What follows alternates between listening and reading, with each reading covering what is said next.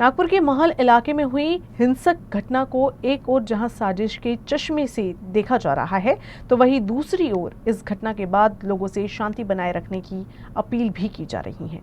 नागपुर की धार्मिक सौहार्द वाली छवि को रेखांकित करते हुए राजनीतिक दलों के प्रतिनिधि नागरिकों से मार्मिक अपील कर रहे हैं।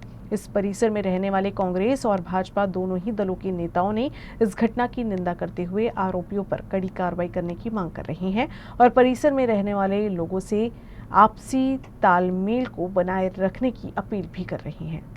नागपुर के महल इलाके में जो हिंसक घटना हुई है उस पर सामाजिक और राजनीतिक दलों की प्रतिक्रियाएं भी सामने आ रही है और एक बड़ी बात ये कही जा रही है कि नागपुर की सांस्कृतिक पहचान इस तरीके की नहीं है कि इस तरीके की घटनाएं हों। ऐसे में शांति की अपील हर ओर से की जा रही है। हमारे साथ महल इस परिसर में रहने वाले और दो अलग अलग राजनीतिक दलों से ताल्लुक़ रखने वाले व्यक्ति मौजूद हैं। हम इनसे बातचीत करेंगे ये जो घटना हुई है, अब इस घटना के बाद में क्या कुछ होना चाहिए इसको लेकर। हमारे साथ श्रीकांत आगलावे जी हैं। आप भारतीय जनता पार्टी से संबंध रखते हैं। ये बताइए कि ये जो घटना हुई है पूरा का पूरा, जिस तरीके से महल का इलाका संवेदनशील है लेकिन सामाजिक और धार्मिक सौहार्द का भी एक तरीके से प्रतीक है, वहाँ इस तरीके की घटना होती है, उसको आप किस तरीके से देखते हैं और आप आगे की क्या अपील है? ये घटना बहुत निंदनीय है, ये होनी नहीं चाहिए थी।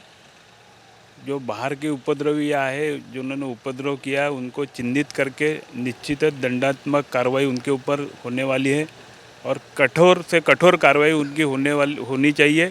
और हम तो बोल रहे हैं कि उनके ऊपर जो यूपी पैटर्न है वो लागू होना चाहिए।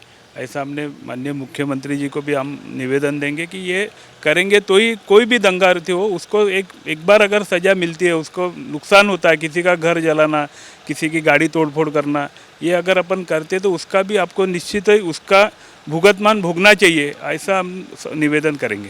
या आप लोगों को क्या लगता है कि कौन लोग इसमें शामिल है? क्या वो उस परिसर के लोग हैं या बाहरी लोग हैं?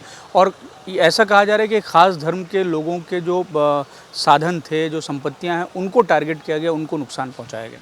ये तो प्रथम दृश्य दिखने में ही आ रहा है और सभी का कहना कि ये बाहर के थे, लेकिन निश्चित ही उसके ऊपर दंडात्मक कार्रवाई होना चाहिए, यही हमारी मांग है।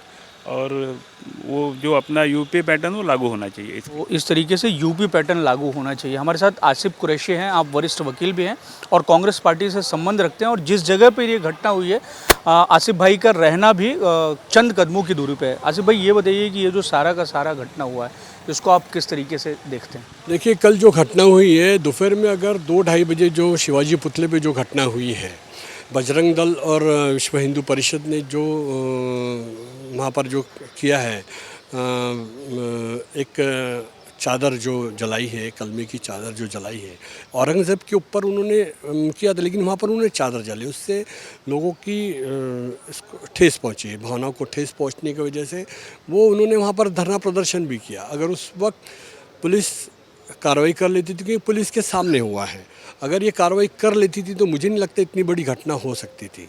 और जो घटना हुई है सरा से निंदनीय है। कहाँ से लोग आए, कैसे है, किधर के हैं, ये हमें भी समझ में नहीं, क्योंकि हम तो वहाँ से बचपन से रहते हैं। हमने देखा है वहाँ पर कि लोग जाने पहचाने वाले भी नहीं थे।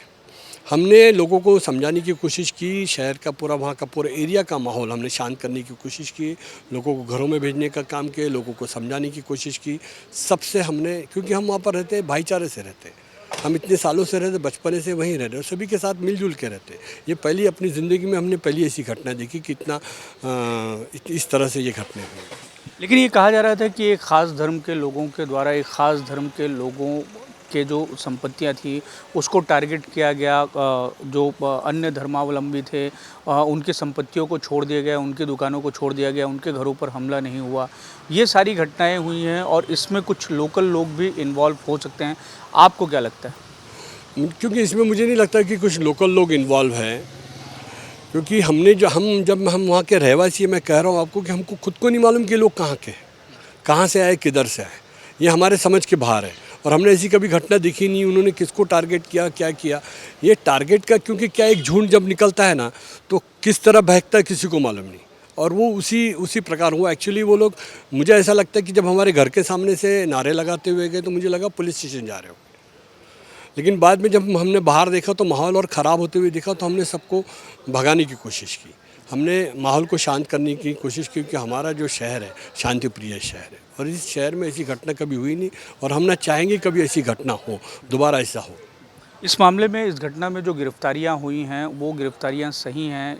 पुलिस जिस दिशा में जांच को बढ़ा रही है उसको आप किस तरीके से देखते हैं? इसमें जो गिरफ्तारियां हुई है इसमें कुछ कुछ इनोसेंट लोग भी इसमें गिरफ्तार हुए हैं। बच्चे कुछ अपने घरों में नमाज़ पढ़ के आ रहे, क्योंकि नमाज का वक्त था, नमाज़ पढ़ के कुछ लोग आ रहे। किसी के घर में दसवां था, किसी के घर पर ऊपर जाके पुलिस ने लोगों को अरेस्ट किया हुआ है। वो कुछ जो लोग हैं, मैं नहीं समझता कि गेहूं के साथ घुन भी पिसा जाता है ना, वो हो गया है।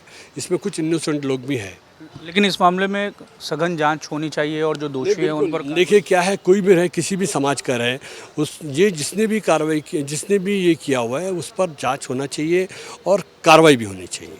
तो इस तरीके से ये जो घटना है हुई है इस पर सभी जो लोग हैं उनकी ये मांग है, उनका ये कहना है कि इस घटना की पूरी जांच होनी चाहिए और जो दोषी हैं उन पर कड़ी कार्रवाई होनी चाहिए।